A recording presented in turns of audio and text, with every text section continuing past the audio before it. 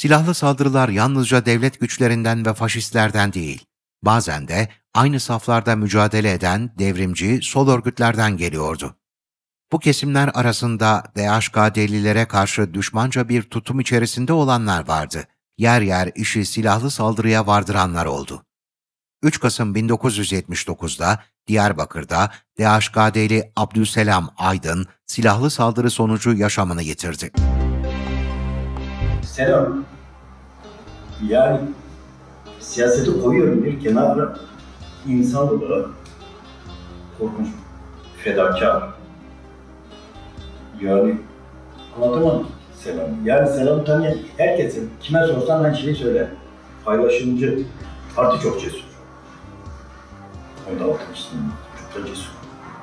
Müthiş güleç, sürekli bilen bir arkadaştı. Benim hayalimde bıraktığı en büyük intiba hafif ağız yamukluğuyla gülümsemesi. Arkadaşımız sürekli tehdit altındaydı. Öldürülme korkusuyla. Ziya Gökalp Lisesi'nde aktif bir arkadaşımızdı.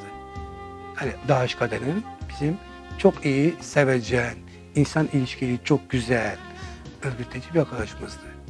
Ama işte o zamanki Mao'cu dediğimiz birkaç grup tarafından tehdit ediliyordu. Biz bu yüzden arkadaşımızı yalnız göndermiyorduk. Yani hazırlıklı gönderiyorduk. Önlemini alıyorduk. Dedik bir süre sonra bu biter. Bir gün geldi baktım boğazından sıkılmış böyle. Abdülselam daha aşksız ve kitapsız. Lisede ipince esmer yürekli bir oğlan. Bu yağmur nereden gelir?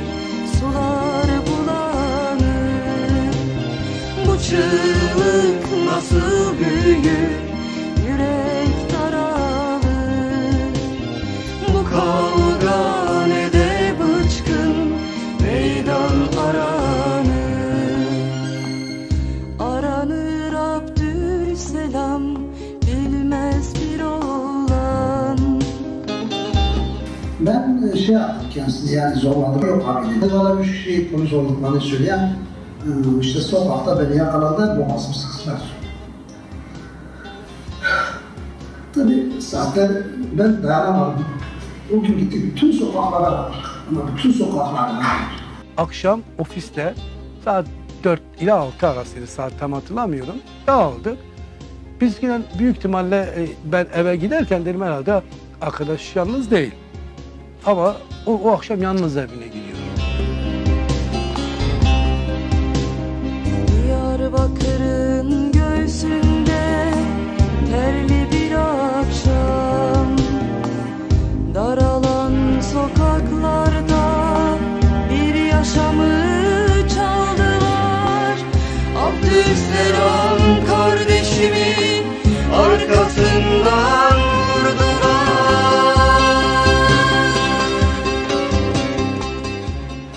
متذكر هذاك هات ايفار يعني ساعة 8 نحت جو اذا كان بترى بيبي مو كلام كجونا ورا دربه ايش كي ما هي بترى دربه شو دربه جو عف سلام خصنا راكر لنا خشخانه كي خصنا جو عم نزانن امشون بربو سيغورتا نانو منا خصنا سي ببوره بربو مدري بري من كازم بوداك بياسيا او شو وينا قرتن هندر جبكو دهات الناس كرن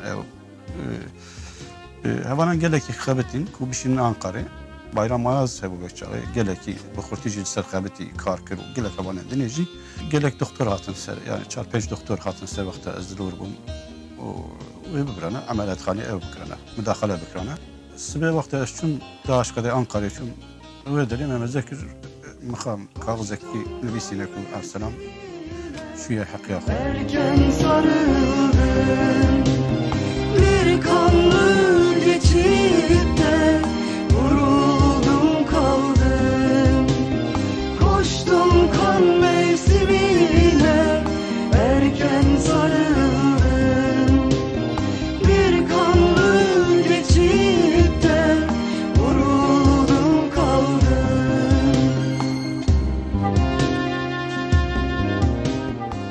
جبركو داعش قدر يا زادي تر زو خرت بو پر زوو خورد بوو پەیوەندی ئەمە بە خەڵکێرا گەلێکی باش بوو ئەس بێژم دەستی تالی تێدا بوو دخواستن ئەوی ئەوکی بشکینە ji ber vekê jî hevalên daişkirê û riya azadî ji xwe re hedef girtibûn.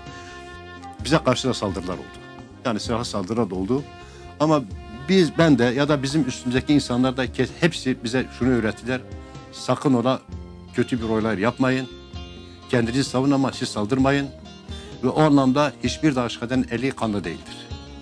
Hiç kimseye saldırmamıştır. Ve gruplar arası kavgalar en fazla 2 yumruk atılmış ya da fazla ya da 2 yumruk az atılmıştır. Bunun dışında bizim daişkadeli gençlerin hiçbiri bu olaylara girmedi. Hatta Abdüsselam Aydın vardı. Öldürülmüştü. Ve kimin öldürdüğünü az çok tahmin ediyorduk. Ondan üzerine de gitmedik. Bir kan deryası vardı. Düşünün binlerce insan sizinle birlikte, binlerce kadroyu, insanı, genci koruyabiliyorsunuz. Birlikte olduğum arkadaşlara sadece bir hayat borcu değil. Bir başka yerde olsaydık, eğer vurulmasaydık kanlı bir gömlekle hayatımızı geçirmek zorunda kalacaktık.